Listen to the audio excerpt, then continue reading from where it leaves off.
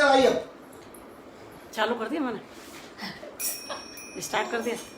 जय राम कुंज बिहारी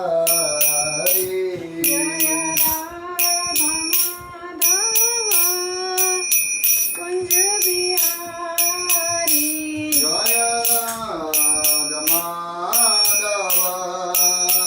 कुंज बिहारी जय राधा कुंज बिहारी जय गोपिका गिरिवरधारी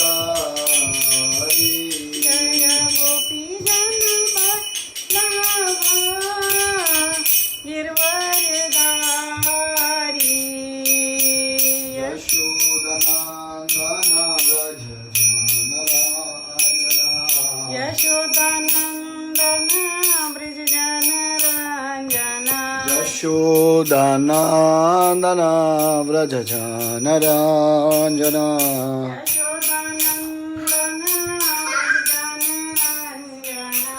यमुना तीरा हरि यमुना तीरा वनचारी यमुना तीरा वनचारी यमुना तीरा वनचारी जय राधा माधव कुंज बिहारी जय राधा माधव कुंज बिहारी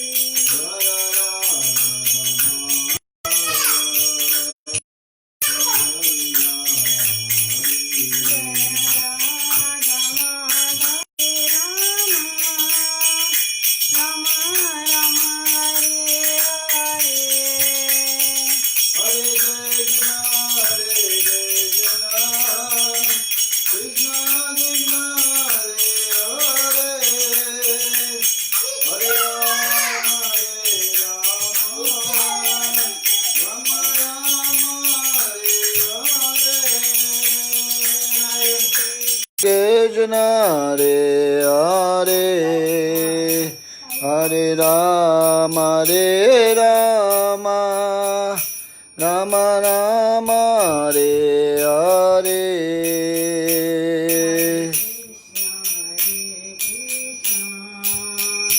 कृष्ण कृष्ण हरे हरे नहीं हरे राम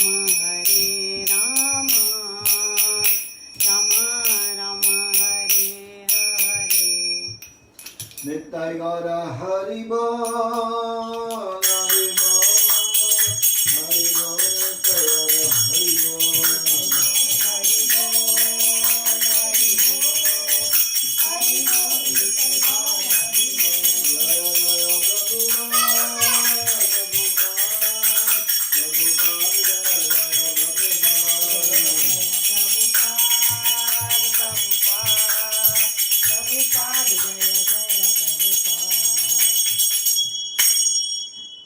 अनंत कोटि वैष्णव वृंद की जय श्री प्रभुपाद की जय ताई गौर प्रेमानंद हरि हरि बोल। तो सभी लोग हाथ जोड़िए और मेरे साथ बोलिएगा ओम ज्ञानदेवनन्दस्य ज्ञानञ्जनस्य चक्षुरुन्मिलितं येन तस्मै श्रीगुरुवे नमः। श्रीचैतन्यमनोभीष्टं स्थापितं येन भूतले स्वयं रूपा गदामह्यं ददाति स्वपदान्तिकं वन्देऽहं श्रीगुरु श्रीयुतपदकमलं श्रीगुरुं वैष्णवांश श्रीरूपं जागृजातं सगरं रघुनाथान्वितं तं सजीवं साद्वैतं सार्वभूतं परिजनसहितं श्रीकृष्णचैतन्यदेवं श्रीराधा कृष्णपादान् सगण ललिता श्रीविशाखान्वितांश हे कृष्ण करुणा सिंधु दीनबंधु जगतपते गोपेश गोपिका कांत राधा कांत नमोस्तुते तप्त कांचन गौरांगे श्री राधे वृंदावनेश्वरी विश्वमानुसुते देवी प्रणमामि हरिप्रिये वाञ्छाकल्पतरुभ्यश्च कृपा सिन्धुभ्येव च पतितानां पावनेभ्यो वैष्णवेभ्यो नमो नमः। जय श्री कृष्ण चैतन्य प्रभु नित्यानंद श्री अद्वैत गदाधर शिवासादि गौर भक्तवृंद हरे कृष्ण कृष्ण कृष्ण हरे हरे हरे राम राम राम हरे कृष्णा। चल ये ले लो, तो बाहर आ जा। तो देखिए कल हमने चर्चा की थी अच्छा ये दे दो। कल हमने चल ये चर्चा की थी कि कैसे भगवान ने एक असुर जिसका नाम था व्योमासुर उनका वध किया है और उसको बाहर तो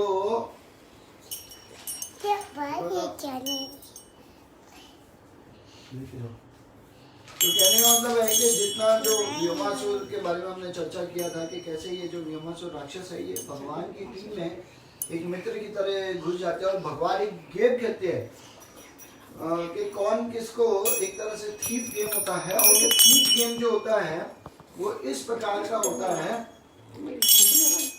तो इसको लेके बैठा दो यहाँ। मैं क्या करूं, बंद कर दूं? नहीं इसको इसमें बैठ जाएगी। तो कहने का मतलब ये है कि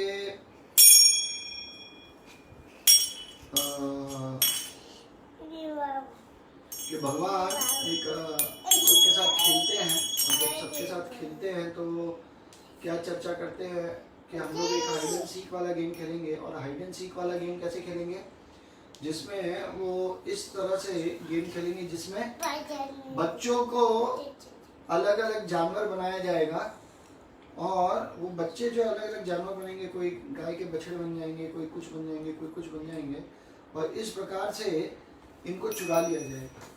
और तब ये जो व्योमासुर है भगवान के एक मित्र के रूप में आते हैं और इन सबको एक एक करके चुरा लेते हैं।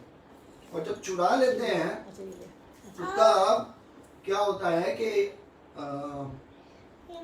ठीक बात चलो बाहर खेलेंगे। कल की तरह ले जाओ बाहर तो बाहर खेलेंगे।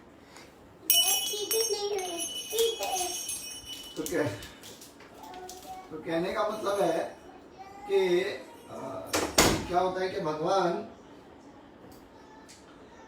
जो है वो समझ जाते हैं कि ये किसने चुराया है और जैसे ही चुरा लेते हैं वो तो जाते हैं और शास्त्र बताते हैं कि जैसे एक लायन एक कैसे वुल्फ के ऊपर कूदता है, एक भेड़िए के ऊपर कैसे झपटा मारता है, ऐसे भगवान एक झपटा मारते हैं इनके ऊपर, व्योमासुर के ऊपर, और इनको मार के वध कर देते हैं और फिर गुफा में जाते हैं और उनको लेके आते हैं। तो जब ये बताया जा रहा था तो इसमें ये बताया जाता है कि ये व्योमासुर जो राक्षस है, ये व्योमासुर किसका प्रतीक है? ये व्योमासुर प्रतीक है चीटिंग प्रोपेंसिटी और झूठ बोलने की जो प्रोपेंसिटी है इसका प्रतीक है।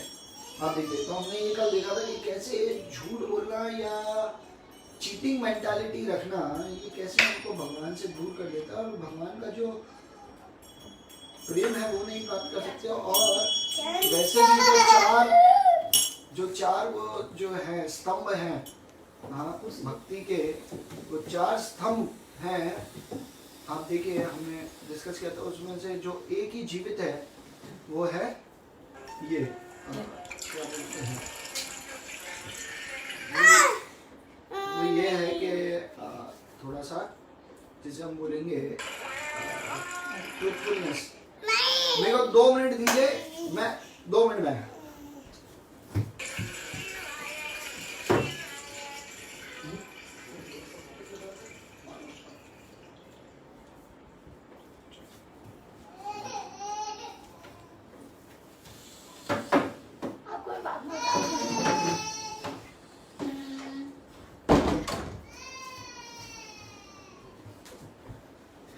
हरे कृष्ण। सॉरी वो बेटी थोड़ा डिस्टर्ब कर रही थी तो इसलिए जाना पड़ा। तो कहने का मतलब है कि जो हमारे 4 पिलर हैं इसके जो किसके 4 पिलर हैं? धर्म के जो 4 पिलर हैं, इन 4 पिलरों को में से 3 पिलर ऑलरेडी टूट चुके हैं और कलयुग में सिर्फ एक पिलर पे धर्म टिका है, वो है आप देखिए ट्रूथफुलनेस, मतलब सत्यता, सच बोलना। इसीलिए जब तक हम शास्त्रों के अनुसार सारी बातें सही बताएंगे तो हम क्या देखेंगे, जब हम सारी बातें सही बता रहे हैं तो हम ये देख लेंगे कि हम लोग कितने लोग जो एक्चुअल में भक्ति चाहते हैं पर परेशानी क्या है कि वो भक्ति नहीं प्राप्त कर पा रहे, उसके पीछे जो मुख्य कारण है वो ये है कि उनको किसी पे भरोसा नहीं है। क्यों भरोसा नहीं है? क्योंकि मैक्सिमम लोग झूठ बोलते हैं। आप देखिए, तो इसीलिए हमारा जो मेन दायित्व ये होना चाहिए भक्ति जीवन में कि हम किसी भी स्थिति में सच बोलें। तो क्या होगा? भगवान की कृपा मिलेगी। हो सकता है कि हम लोग के अंदर कुछ गलतियां हो, भगवान माफ कर देंगे, पर भगवान कपट पावन नहीं है, पतित पावन है। ये एक बहुत महत्वपूर्ण पॉइंट था जो कल मैंने बोला था, स्पेशली चैतन्य महाप्रभु के लिए। ये हम सबको याद रखना बहुत जरूरी है। इसलिए भक्ति जीवन में कभी भी कुछ भी हो जाए, हम धोखा नहीं देंगे, हम झूठ नहीं बोलेंगे, हम उल्लू नहीं बनाएंगे। ये कार्य भक्तों का कभी नहीं करता। तो ये हमें याद रखना है और इस प्रकार से हमें भक्ति जीवन में आगे चलना है।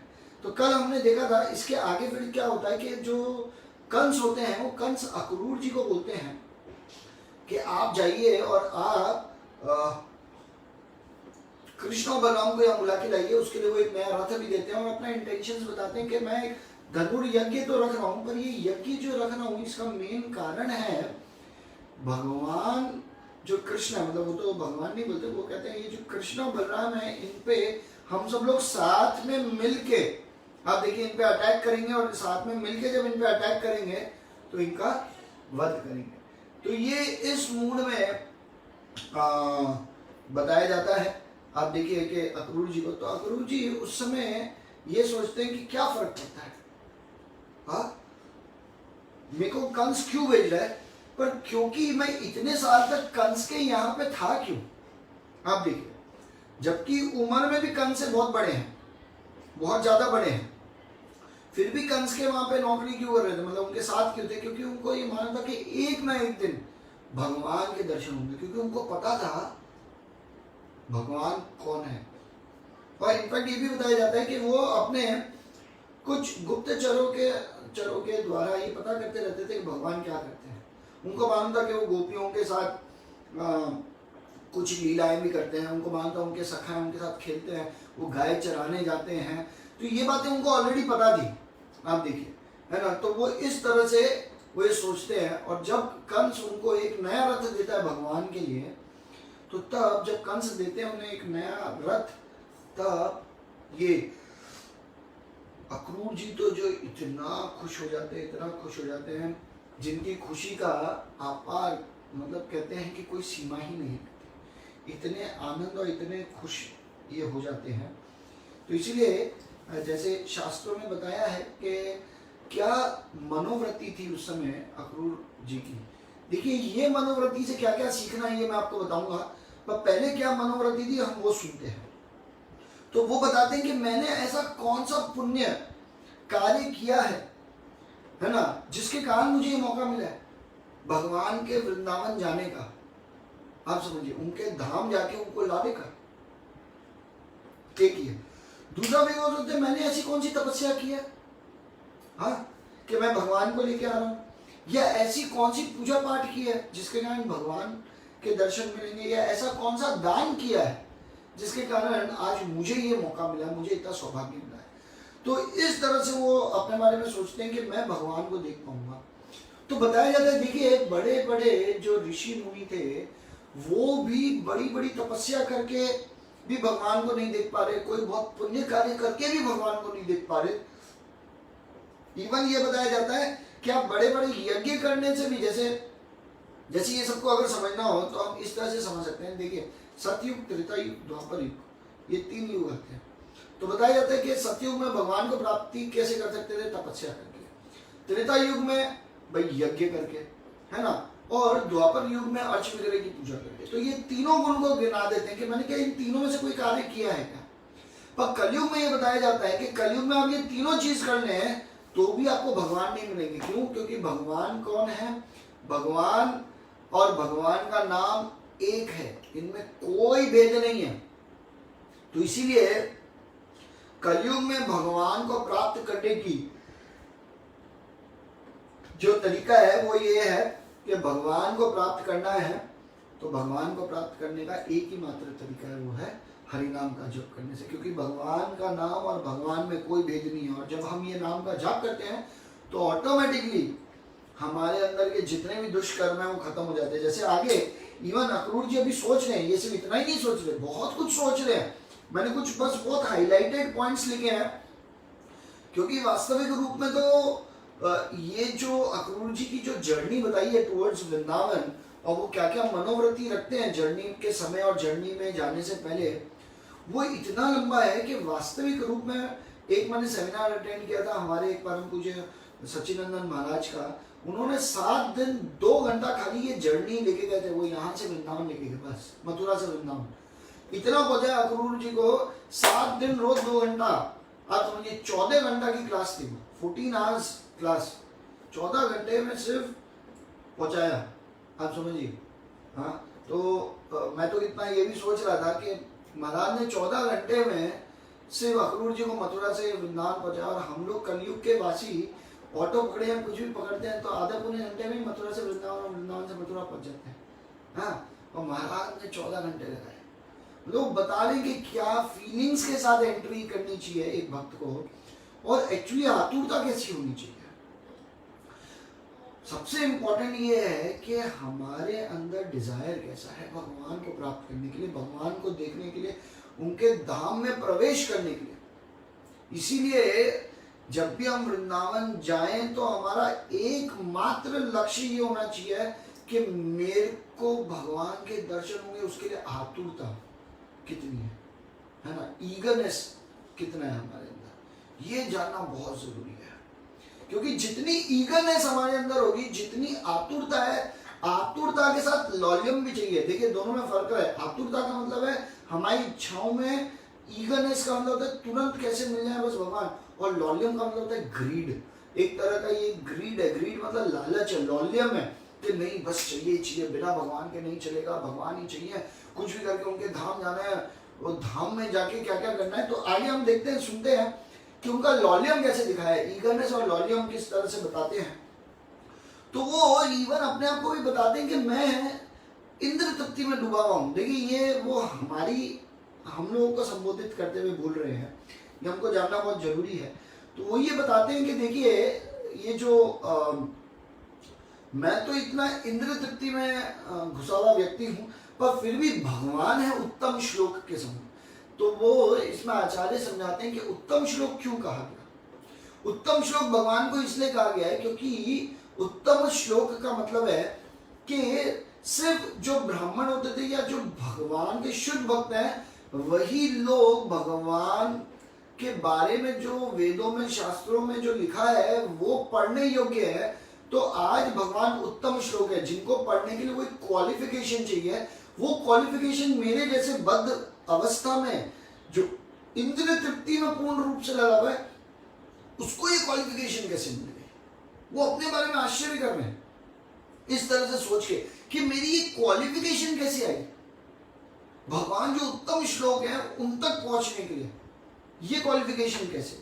हाँ, फिर वो बोलते हैं मेरे जैसा निम्न सोच का व्यक्ति, जिसको आचार्य बताते हैं जो शूद्र होते हैं, हाँ, जो शूद्रों की होती है सबसे छोटी सोच।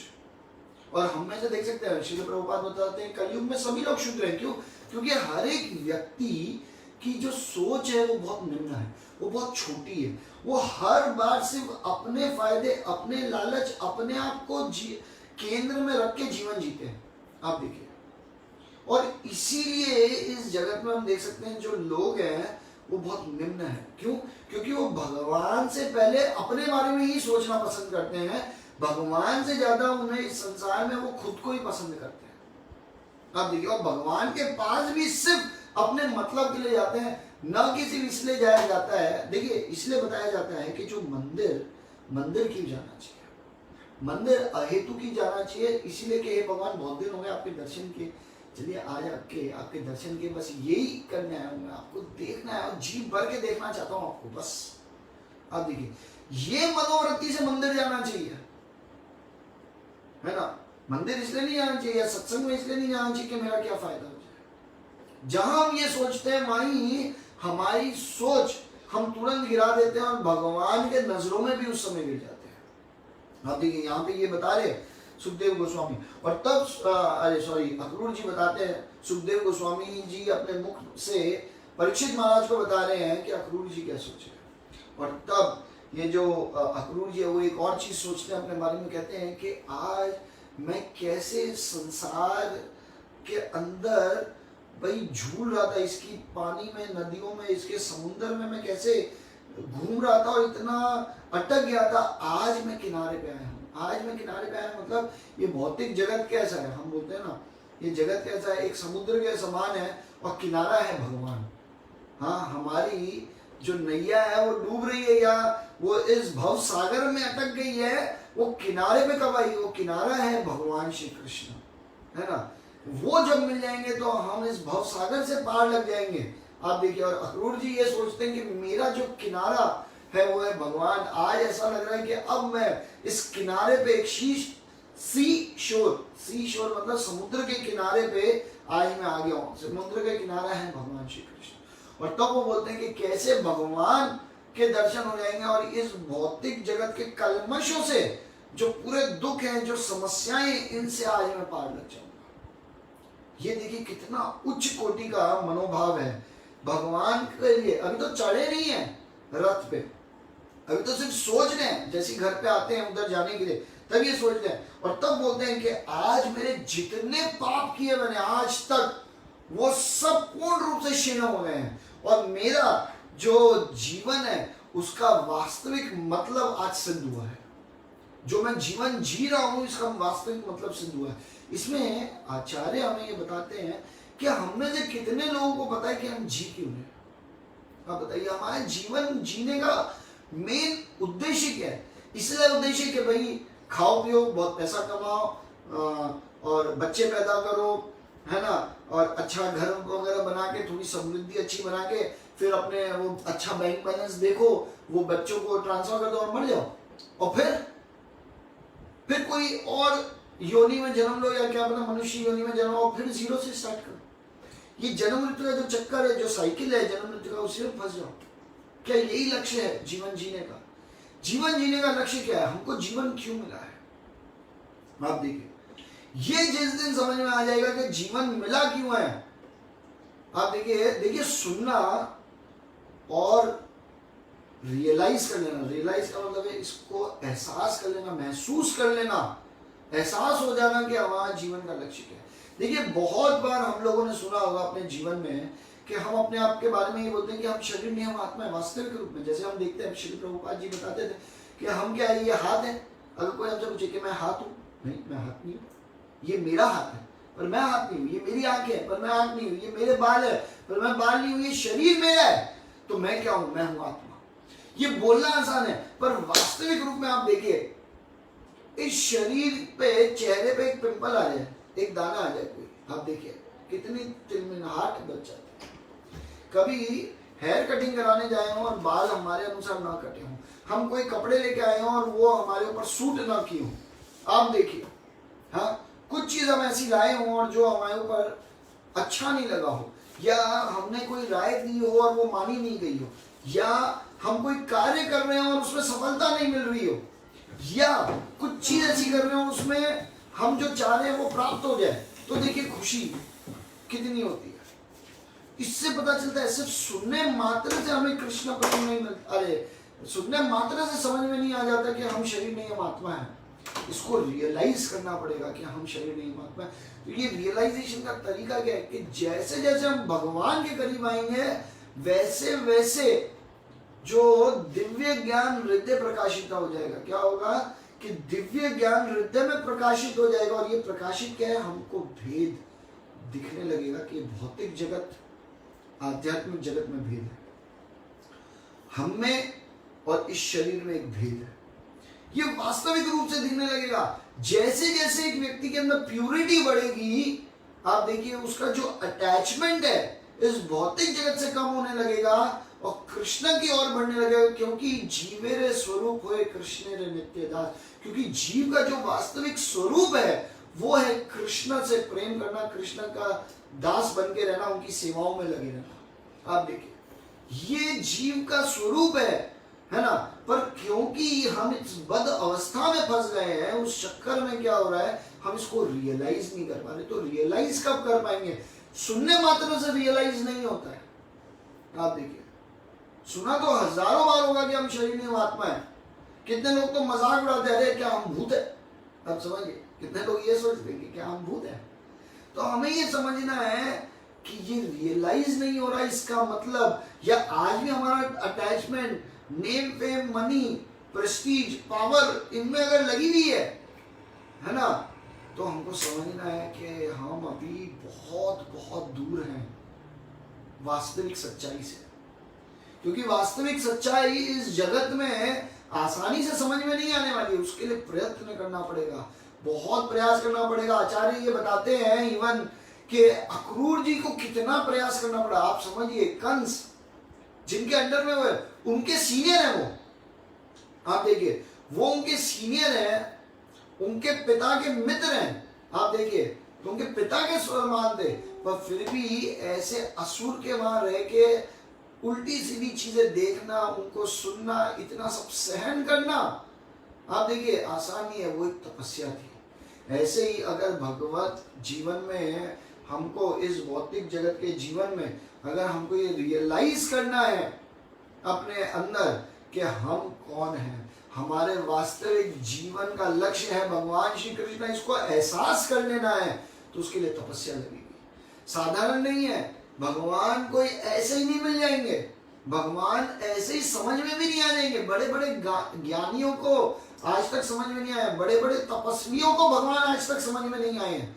आप देखिए, भगवान को समझना है तो हमको एक परफेक्ट क्वालिफिकेशन चाहिए, क्योंकि इवन भक्ति में आने के बाद भी हमारा जो अटैचमेंट है वो भगवान से कितना ही है, हमें खुद टटोलना होगा, अपने अंदर जाके, अपने अंदर जाके अपने आप को देखना होगा कि मेरा अटैचमेंट कहाँ का है। क्योंकि जब तक ये समझ में नहीं आएगा और जब तक वास्तविक ज्ञान नहीं होगा, देखिए अधूरा ज्ञान बहुत खतरनाक होता है, अधूरा ज्ञान हमको अहंकार लाता है। इसलिए भक्ति जीवन में जो व्यक्ति अधूरा ज्ञान प्राप्त करता है, अधूरे ज्ञान में रहता है, आप देख लेना वास्तविक रूप में वो भक्ति के नाम पे सिर्फ अपना अहंकार दिखा रहा है और सिर्फ भक्ति में डिस्टर्बेंस लाता है, अपनी भक्ति में भी डिस्टर्बेंस लाता है और औरों के जीवन में भी डिस्टर्बेंस लाता है।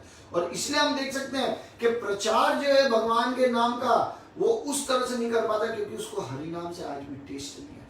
फॉर्मेलिटी के नाम पे 16 माला का जप करते हैं, कितने लोगों को तो ऐसा लगता है कि 16 माला का जप करने से शक्ति आएगी, कुछ अच्छा हो जाएगा जीवन में, कोई कुछ लक्ष्य मिल जाएगा, पर वास्तविक रूप में हरि नाम स्वयं कृष्ण प्रेम है। आप देखिए, तो इसीलिए एक व्यक्ति को ये समझना होगा, एहसास करना होगा कि मैं कौन हूं। बोल देना बहुत आसान है कि मैं शरीर नहीं, मैं आत्मा हूं। ये बोल देना कि जीवन का लक्ष्य भगवान कृष्ण है, ये बहुत आसान है, पर इसको एहसास कर लेना, इसको रियलाइज कर लेना, यही तो इस जीवन का गोल है। आप समझिए, इस जीवन का पूरा गोल ये है कि भगवान को समझना। सिर्फ बोल देना कि भगवान श्री कृष्ण है, इससे ये प्रूव कहीं भी नहीं होता कि ये भगवान है। आप देखिए, इससे कहीं भी प्रूव नहीं होता कि भगवान हमको समझ में आ गए, कि हमको समझ में आ गए कि भगवान ही श्री कृष्ण, ये कोई समझ में नहीं आया। ये किसी तरह से सिद्ध नहीं होता, क्योंकि कब फॉल डाउन हो जाएगा हमें पता नहीं चलेगा, कब हम भौतिक जगत में किन चीजों से आसक्त हो जाएंगे और गिर जाएंगे, हमको पता नहीं चलेगा। इसलिए पूरा जीवन थोड़ा तपस्वी की तरह बिताना पड़ेगा, थोड़ा सा स्ट्रगल करना पड़ेगा, क्योंकि भगवान को प्राप्त करना है, भगवान को समझना है और उनके प्रेम का एहसास करना है, तो जीवन में हमें त्याग करना पड़ेगा। आप देखिए, कोई भी बड़ी चीज को हासिल करने के लिए इस जगत में हमको त्याग करने की जरूरत पड़ती है, तो क्या भगवान को प्राप्त करने के लिए त्याग नहीं करना पड़ेगा? और इसीलिए अक्रूर जी भी क्या बोल रहे हैं कि मेरा जीवन का लक्ष्य आज मुझे सफल हो गया। क्यों? क्योंकि आज मेरे को वृंदावन में जाने को मिल रहा है। आप देखिए, ये आसान नहीं है। हम में से तो कितने लोग वृंदावन जाते हैं और फिर मनोभाव ये हो जाते हैं हर बार वृंदावन जाए। हाँ, जैसे दिवाली पे हम लोग कार्तिक यात्रा में जाते हैं, तो उस यात्रा में अगर बार बार वृंदावन की बात की जाए तो हर कोई, अरे बार बार वृंदावन, चलो कहीं और लेके चलो, इस बार कहीं और लेके चलो कहीं। क्योंकि आज भी मनोवृत्ति क्या है? आज भी मनोवृत्ति है टूरिज्म। आज भी मनोवृत्ति है कि मेरी इंद्री एक जगह पे ज्यादा देर तक जाएगी तो संतुष्ट नहीं होगी, मेरे को अलग अलग जगह जाके अलग अलग तरह से इंद्र तृप्ति करनी है। आप देखिए, पर मनोवृत्ति क्या होनी चाहिए? हमारी मनोवृत्ति सिर्फ ये होनी चाहिए, हमारी कि हमें वृंदावन जाना है, और इसके लिए वास्तविक रूप में हृदय से लौल्यम होना चाहिए। लौल्यम का मतलब है एक तड़प, जिसे हम कहते हैं कि कब जा पाएंगे, कब जा पाएंगे, कब जा पाएंगे, उसका इंतजार करना, उस दिन का इंतजार करना। और ये मनोभाव जिस दिन रखेंगे उस दिन भगवान स्वयं ऐसा कुछ अरेंजमेंट करेंगे कि हम जा पाएंगे, ऐसा है। तो ये जब तक लौल्यम हमारे जीवन में डेवलप नहीं होगा तब तक क्या होगा, तब तक वास्तविक रूप में हम वृंदावन जाके भी वृंदावन नहीं जा रहे हैं, भगवान के दर्शन करते हुए भी दर्शन नहीं कर रहे हैं धामों में, क्योंकि वहां सिर्फ इंद्र तृप्ति को हमने मुख्य अपने वो क्या बोलते हैं सबसे टॉप मोस्ट बना दिया। जैसे कुछ साल पहले की बात है, ये मेरे को अभी भी ध्यान है, हम लोग वृंदावन यात्रा से जाके आए थे और मैं कुछ भक्तों से ऐसी चर्चा कर रहा था कि बताइए आपको वृंदावन में क्या अच्छा लगा या क्या चीज आपको लगता है कि बहुत सुंदर लगी, और ऐसे हम चर्चा कर रहे थे। तो उस समय हमारी वृंदावन यात्रा इतनी जल्दी जल्दी हुई थी कि उस समय हम बांके बिहारी के बाहर कुछ चाट वाले हैं वहां नहीं जगह, तो कुछ लोग बोलने लगे अरे बस हम मिस कर रहे हैं, उस चाट नहीं खा पाए। मैं सर पकड़ जाने वाले लोग वृंदावन जाके जब वापस आए हैं तो ये बोल रहे हम चाट नहीं खा पाए, ये याद आ रहा है। अरे ये कोई दर्द ही नहीं हो रहा कि भाई आप समझिए भगवान से दूर आ गए, वृंदावन छोड़ के वापस माया नगरी में आ गए, ये मनोभाव ही नहीं हो रहा। हाँ, और इसकी जगह क्या भावनाएं आ रही है, अरे वो नहीं खा पाए। कितने लोग अरे बहुत अच्छा रूम नहीं था, हाँ अरे बहुत कंफर्ट नहीं था, अरे वृंदावन में इसलिए जा रहे हैं। अरे वृंदावन जाया जाता है भगवान को कंफर्ट देने के लिए, अपने आप को कंफर्ट लेने के लिए थोड़ी ना जाया जाता है। जैसे आचार्य बताते हैं हमें कि हम भगवान की सेवा करना चाहते हैं या चाहते हैं कि भगवान हमारी सेवा में लगे, क्या मनोवृत्ति हम चाहते हैं अपने जीवन में, आप सोचिए। इसीलिए आप देखिए वृंदावन जाते हुए भी हम वृंदावन नहीं जाते और दर्शन करते हुए भी हम दर्शन नहीं कर रहे, क्योंकि क्या एहसास है, आज भी क्या लौल्यम है, आज क्या प्रेम है, आज किस मनोवृत्ति से हम वृंदावन जा रहे हैं। वहां जाने से पहले मन में क्या भावना आती है, वहां से जाके आ जाते हैं वापस, तब मनोभाव क्या रहता है हमारा, ये जानना बहुत जरूरी है। और वहां रहते हुए तो मनोभाव क्या होना चाहिए, ये तो और भी ऊपर की बातें होंगी, आप देखिए।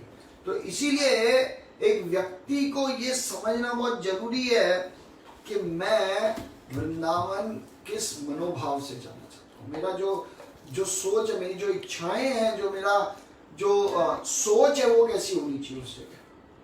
तो इस मनोभाव से हमको जाना चाहिए। और तब अक्रूर जी ये बोलते हैं कि जैसी मैं जाऊंगा वहां पे, तो जाने से पहले ही मैं दंडवत प्रणाम करता हूँ। आप देखिए वृंदावन की मिट्टी को, वृंदावन में आप देखिए भगवान को, वृंदावन में जो बलराम जी हैं और सारे जो वैष्णव हैं उन सबको। और तब वो इतना ही नहीं बोलते, इतना वो ये भी सोचते हैं कि ये जो कंस है ये बहुत कृपालु है। आप देखिए इसने कोई और को नहीं चुना वृंदावन जाने के लिए, मुझे वृंदावन देगा, इसके कारण मेरे को वृंदावन जाने को मिला। आप सोचिए अक्रूर जी इवन कंस जैसे व्यक्ति का ग्लोरिफिकेशन कर रहे हैं। तो आचार्य बताते हैं इसमें कि हमें भी ये मनोभाव रखना होगा कि इस जगत में कोई कैसा भी हो, कितना भी बड़े से बड़ा दुष्ट हो, कितना भी बड़े से बड़ा पापी हो, हमारे साथ उसने कितना भी गलत किया हो, पर किसी भी स्थिति में हम कभी निंदा नहीं करेंगे, हम किसी की बुराई नहीं करेंगे, हम किसी को नीचा दिखा के अपने आप को महान कभी नहीं दिखाएंगे। ये भक्तों का एक मनोभाव होता है। वो किसी भी स्थिति में अपनी बड़ाई तो कर ही नहीं सकते और दूसरे को भी नीचा नहीं दिखा सकते। ये एक मनोभाव भक्तों का रहता ही है हर स्थिति में, हमको ये समझना होगा। और जब तक हम ये नहीं समझेंगे तब तक क्या होगा कि हम वास्तविक रूप में वृंदावन में एंटर होने के एलिजिबल। आप देखिए, और तब वो वहां पे चढ़ते हैं रथ पे, क्या नाम है, अक्रूर जी। और जैसे ही रथ पे चढ़ते हैं अक्रूर जी, तब तुरंत ही अक्रूर जी जब रथ पे चढ़ते हैं और वहां जाते हैं, और जाते ही सबसे पहले क्या मनोभाव रखते हैं, सबसे पहले वो ध्यान करते हैं भगवान के जो पाँव के जो नाखून है मात्र उनका ध्यान करते हैं। कहते हैं कि भगवान के चरणों को देखने मात्र से जो उनके सिर्फ चरण नहीं, उसमें जो इवन जो नाखून है उनको देखने मात्र से एक व्यक्ति का जो पिछले जितने कर्म हैं आप देखिए वो सब शून्य हो जाते हैं, जितने पाप है वो शून्य हो जाते हैं और उसका जीवन आप समझिए वो पूर्ण हो जाता है, ऐसा है। और इस प्रकार से वो पूर्ण रूप से मुक्त हो जाता है अपने सारे पिछले कर्मों से। वो इस तरह से सोचते हैं और फिर जब चल रहे होते हैं तो चलते चलते ये मनोभाव रखते हैं कि इवन शिव जी, ब्रह्मा जी, जितने भी देवी देवता हैं, इस प्रकार से जितने भी लोग हैं वो कैसे भगवान को आप देखिए, हाँ, उनके चरणों की जो भगवान के लोटस फीट हैं जिसको हम कहते हैं, भगवान के जो चरण है इनको ध्यान करके, हाँ, भगवान ने कैसे क्या प्राप्त किया है, इन सारे देवी देवताओं ने हाँ मुक्ति प्राप्त की। इन देवताओं ने तक उनके आप समझिए चरणों को देख के वो लिए और तब वो बताते हैं कि जब भगवान के चरणों पे कोई ध्यान लगाता है तो उसके जीवन में जिस भी प्रकार का अंधकार है वो अंधकार समाप्त हो जाता है और उसको पूर्ण रूप से हाँ भगवान प्रेम देते हैं। आप देखिए, और ये प्रेम देके अपना जीवन सफल बनवाते हैं। तो इस तरह से वो ये बात करते हैं और तब वो ये याद करते हैं कि भगवान चल रहे होते हैं और ये याद कर रहे होते हैं और तब वो ये याद कर रहे होते हैं। इस प्रकार से वो याद करते हैं कि किस प्रकार से भगवान जब अक्रूर जी चल रहे होते हैं तो ये याद करते हैं कि किस प्रकार से जो भगवान हैं वो वहां चल रहे हैं वृंदावन में। और जब वृंदावन में चल रहे हैं, गायों को चरा रहे हैं और उनके साथ धूल उड़ रही है, गायों के आप समझिए जो हुफ प्रिंट्स है, हुफ प्रिंट्स मतलब जो गायों के जो चरण के जो चिन्ह हैं वो मिट्टी पे आ गए होंगे, भगवान के चरण चिन्ह मिट्टी पे आ गए होंगे और ये सब ध्यान सिर्फ कृष्ण कथा, सिर्फ कृष्ण कथा का ही स्मरण कर रहे हैं। लॉक कर दो। तो तब वो इस तरह से भगवान के बारे में ध्यान करते हुए जाते हैं और तब भगवान के बारे में भगवान के चेहरे पे आते हैं और तब देखते हैं कि भगवान के चेहरा इतना सुंदर है। उधर उनके जो बाल है वो कर्ली हेयर है, कर्ली का मतलब हिंदी में बोलते हैं घुंघराले बाल हैं और उनके बहुत ही सुंदर गाल हैं, उनकी जो नाक है वो इतनी सुंदर है, आकर्षित है, उनकी जो स्माइल है वो देख के तो अधिकांश लोग गिर जाएं। आप देखिए इस संसार में उनसे सुंदर स्माइल ही नहीं है। जितने भी फूल खिलते हैं वो खिलते इसलिए क्योंकि भगवान की जो स्माइल है, अगर जिस दिन भगवान स्माइल देना बंद कर देंगे इस पूरे जगत में फूल खिलना बंद हो जाएंगे, खुशबू जो खुशबू फैली हुई है संसार में वो खत्म होकर दुर्गंध में बदल जाएगी। आप देखिए भगवान की स्माइल को इस तरह से प्रकट करते हैं अक्रूर जी। और तब वो बोलते हैं कि भगवान जब अपनी आंखों से देखते हैं, आप देखिए, तो वो व्यक्ति इस संसार में सबसे भाग्यशाली। और आंखों के बारे में बताया कि उनकी आंखें कैसी हैं, एकदम रेडिश, जैसे एक कमल का फूल कैसा होता है, इसलिए भगवान के आंखों को अरविंदाक्ष भी कहते हैं। अरविंदाक्ष का मतलब होता है जो कमल नयन भगवान है। तो ये कमल नयन जो भगवान है, इनकी एक बार, बस एक बार भगवान की जो नजरें वो मुझ पे पड़ जाएं, बस मेरा तो जीवन सौभाग्य में बदल जाएगा और मेरे आनंद का किसी तरह से ठिकाना नहीं लगेगा। और ये भावना रख के चल रहे हैं। तो देखिए यही भावना होनी चाहिए। तो जब भी हम जब भगवान के धाम जाते हैं या मंदिर में जाते हैं, क्योंकि मंदिर को भी भगवान का धाम की तरह बताया जाता है, और तब हमें ये नहीं देखना चाहिए कि हम भगवान के दर्शन कैसे कर रहे हैं। हमें ये भी ध्यान देना चाहिए कि भगवान भी हमें देख रहे हैं और तब हमको भगवान को बोलना चाहिए कि भगवान आप देखिए मेरे हृदय में कितना मल है,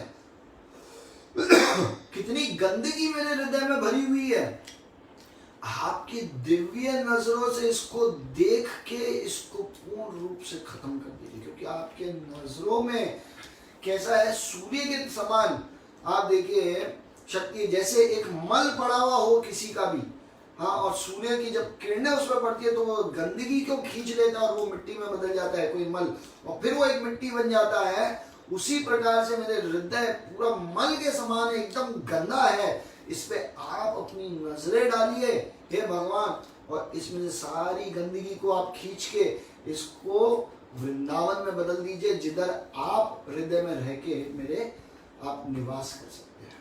अब देखिए ये प्रार्थना करनी चाहिए जो अक्रूर जी सिर्फ अभी चल रहे हैं और ये इस तरह का मनोवृत्ति रख रहे हैं।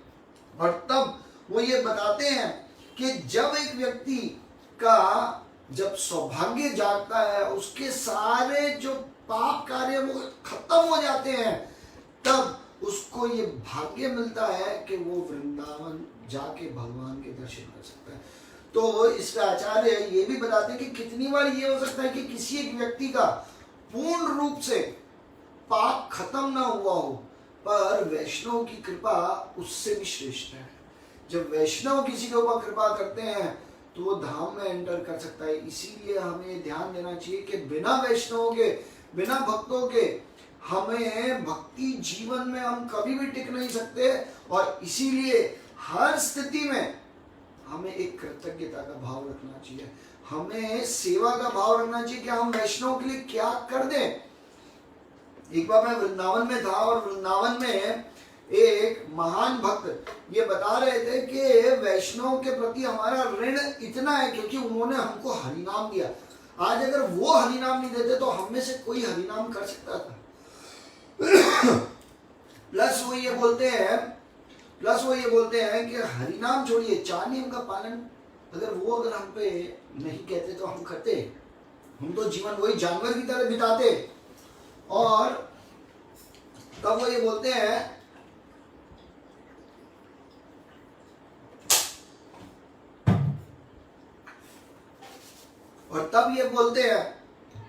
कि देखिए वो वैष्णव बता रहे थे कि अगर एक व्यक्ति अपना खून का एक एक कतरा भी बेच दे, आप समझिए एक एक कतरा मतलब एक एक बूंद भी बेच के भी ऋण नहीं चुका सकता एक वैष्णव का, जिसके कारण हम भक्ति जीवन में आए। आप समझिए, जिसके कारण हमको 16 माला का जप करने का मौका मिला, 4 नियम का पालन करने का मौका मिला, अरे शास्त्र मिले, जिनकी कृपा के कारण आज भगवत गीता भागवतम समझ में आ रही है, कृष्ण लीला समझ में आ रही है। आप समझिए, जिनके कारण हम वृंदावन जा पाते हैं, धाम में जा पाते हैं, जिनके कारण हमको गुरु की प्राप्ति होती है, ऐसे वैष्णव का ऋण कभी नहीं चुका सकते। और ये वैष्णव हमारे ऊपर कृपा करके, भले हम कितने ही पापी हों, हम कितने ही घिरे हुए हों, भले हम कितने नालायक हों, नालायक का मतलब होता है हम बिना कोई लायक हों, आप समझिए, तो भी वो भगवान से हमारे लिए प्रार्थना करके हमको वृंदावन में ले चले। आप देखिए, इसीलिए हर स्थिति में हमें ऋणी रहना चाहिए और ये भाव रखना चाहिए कि हम क्या कर दे वैष्णव के लिए, हम किस तरह से उनकी सेवा करें, किस तरह से उनको प्रसन्न करें, भले ही उसके लिए मेरे को कहीं भी किसी भी स्थिति में जाना पड़े, कैसा भी रहना पड़े। आप देखिए, ये मनोभाव होना चाहिए।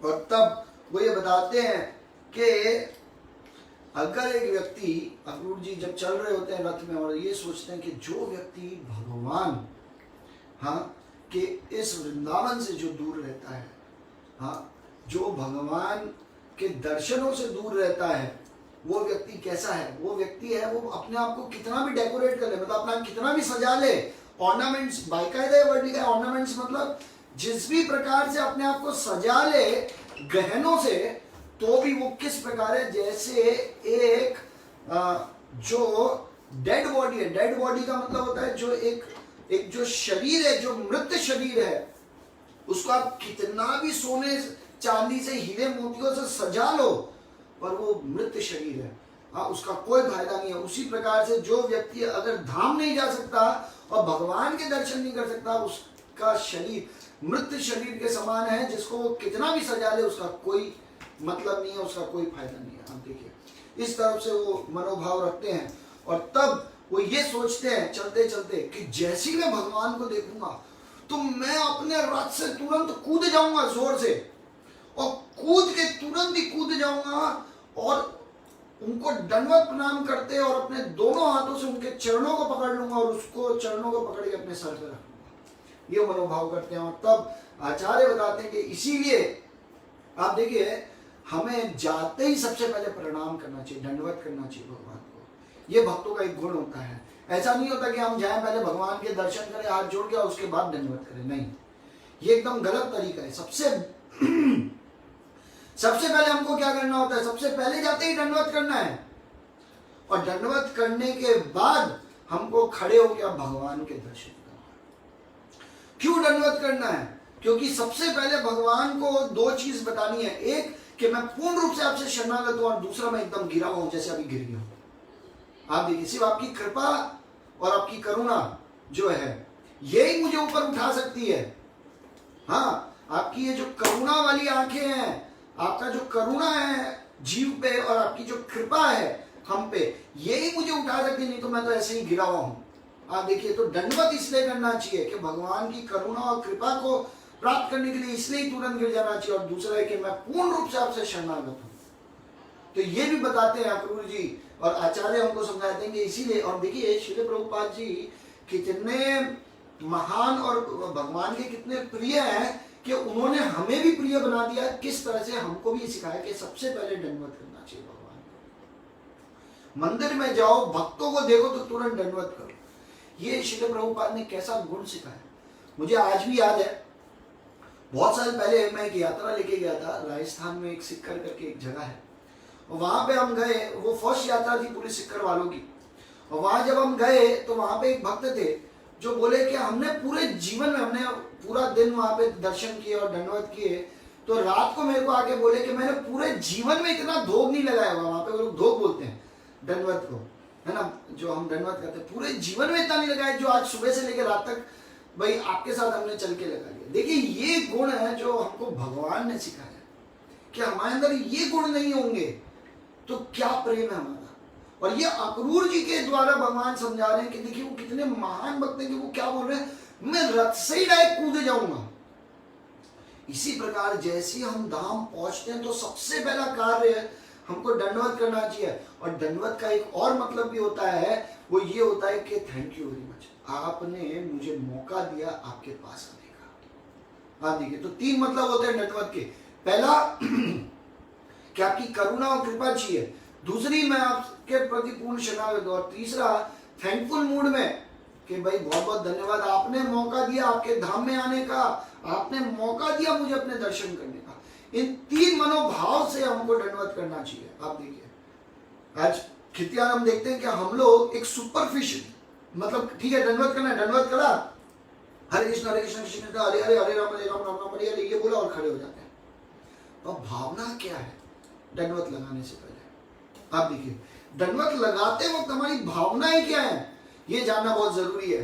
क्या हम ये सही में मानते हैं जब दंडवत मारते हैं भगवान को कि नहीं भगवान प्लीज करुणा कीजिए, प्लीज कृपा कीजिए, अरे मैं तो एकदम गिरा हुआ हूं, मैं तो हूं ही गिरा हुआ, आपकी करुणा और कृपा ही मुझे उठा सकती है।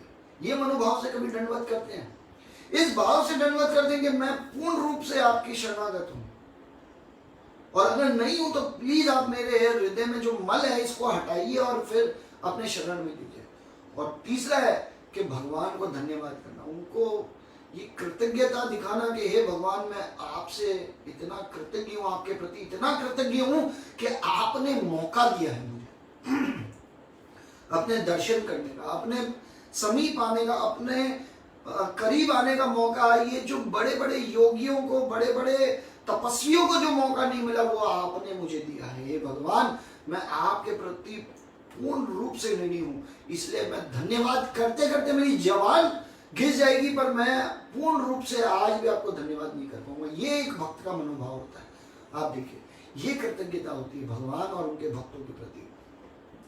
तो ये भी हमको वो बता रहे हैं। आप देखिए जो अक्रूर जी हैं, और इस प्रकार से जब वो ये बताते हैं तब वो ये भी बोलते हैं कि कैसे आपने जो पुरंदर है, एक पुरंदर है और बलि है, इनको अपना चरण लगा के इनको इंद्र की पदवी तो दे ही दी, साथ ही साथ अपना प्रेम भी दे दिया। आप देखिए कि कैसे वो बताते हैं कि जो बलि महाराज है, जब भगवान वामन रूप में आते हैं तो उनका सब कुछ ले लेते हैं, पर आखिर में क्या करते हैं, वो भगवान स्वयं उनके द्वारपाल बन जाते हैं। इससे श्रेष्ठ क्या होगा आप सोचिए।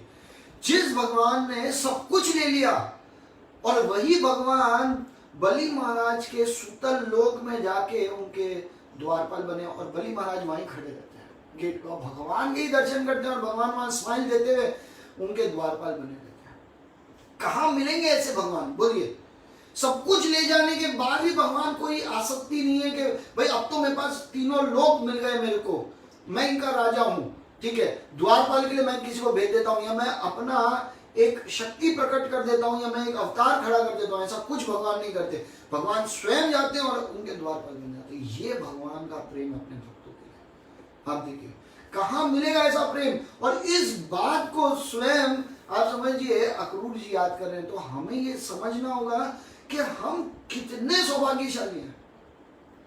ऐसा सौभाग्य तो इवन देवी देवताओं को नहीं मिला है कि वो आए और उनको भगवान की ऐसी कृपा मिले जो कृपा हम लोगों को मिल रही है। हमको हरिनाम मिल रहा है। हरिनाम क्या है?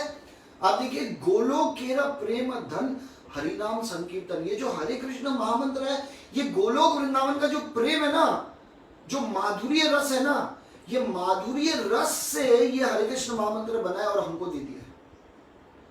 और जितना ज्यादा हम इसका आस्वादन करेंगे उतना ज्यादा भगवान का प्रेम हम एहसास कर पाएंगे। जो मैंने कहा ना, देखो, एक पता होना एक अलग चीज है और एहसास करना ये दूसरी अलग चीज है।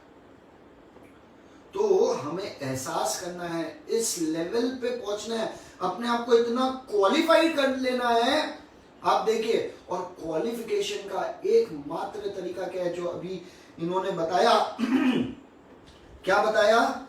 ये बताया, आप देखिए अक्रूर जी ने, कि मैं कितना निम्न हूं, मैं कितना बेकार हूं, मैं कितना छोटा हूं, पर फिर भी ये तो भगवान की अनुकंपा है मेरे ऊपर, हाँ, कि मुझे मौका मिला है।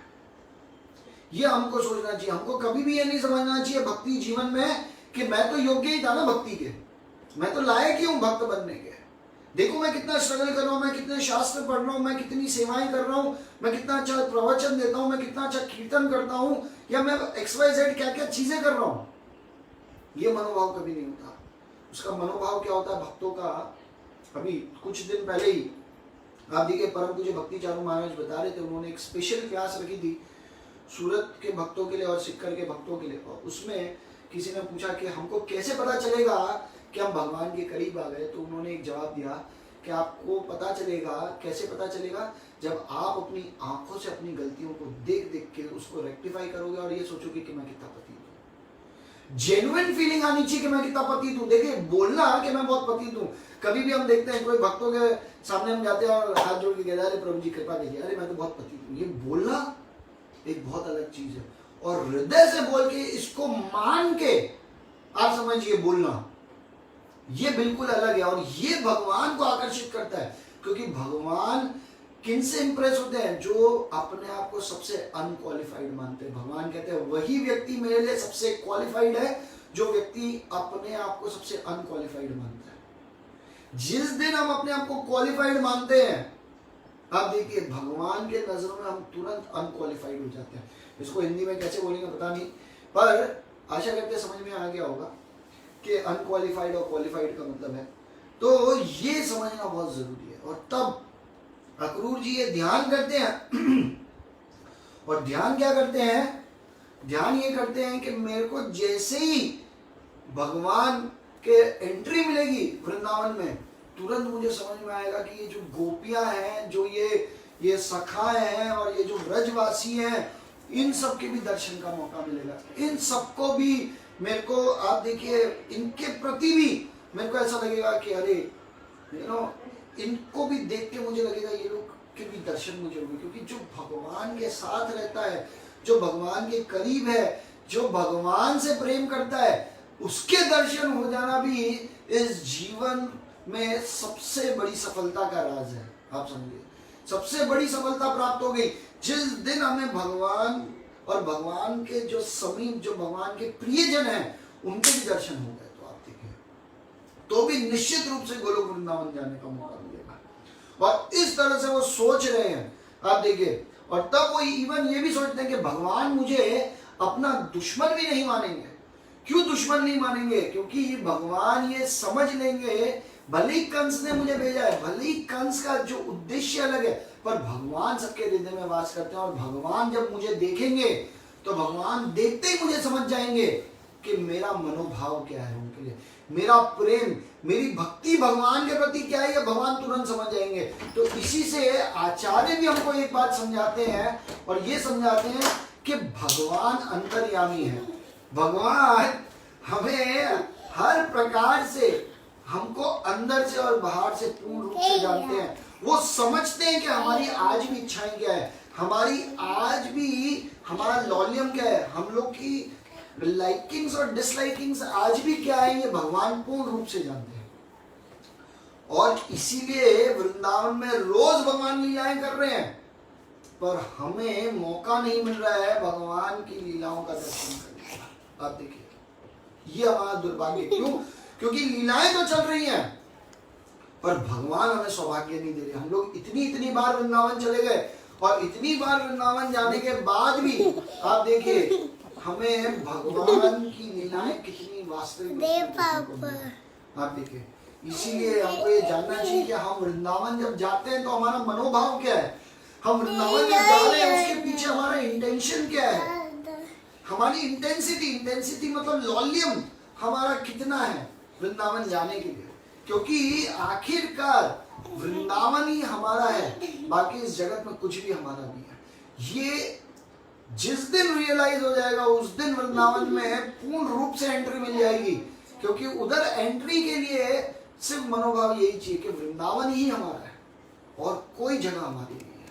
आप देखिए, तो ये मनोभाव जिस दिन हो जाएगा और इस जगत में समझ जाएंगे कि ये सब टेम्पररी है, कुछ क्षणिक भर के लिए है, अब भी तुरंत ही खत्म हो जाएगी। आप देखिए, ये समझ में आ जाएगा तो उस दिन हमें ये समझ में आ जाएगा कि आप देखिए हमारे लिए वृंदावन कितना महत्वपूर्ण जगह है। और इस जगत में हमें कुछ नहीं चाहिए, सिर्फ एक ही चीज चाहिए, वृंदावन में एंट्री चाहिए। इस मनोभाव से भगवान से प्रार्थना करनी है कि कब वो दिन आएगा जिस दिन मैं आपके साथ रह के, आपके साथ, आपकी लीलाओं में, आपके धाम में, आपके समीप रह पाऊंगा, आपके प्रेम का वास्तविक रूप में 1 to 1 आस्वादन कर पाऊंगा। ये मनोभाव हमको रखना चाहिए। तो देखिए, मेरे को लगता है टाइम हो गया है और अभी तो अक्रूर जी वृंदावन नहीं पहुंचे हैं हम अभी इसी में ही रह गए आज। तो कल हम देखेंगे कि ये तो अभी हमने खाली अपना बताया कि वृंदावन में घुसने के लिए हमको क्या क्या मनोभाव होना चाहिए, हमारा कैसी आतुरता होनी चाहिए, ये अभी बहुत जरूरी है समझना। और कल जब वो घुसेंगे तब क्या होता है, आगे की लीला के लिए हम कल फिर मिलेंगे।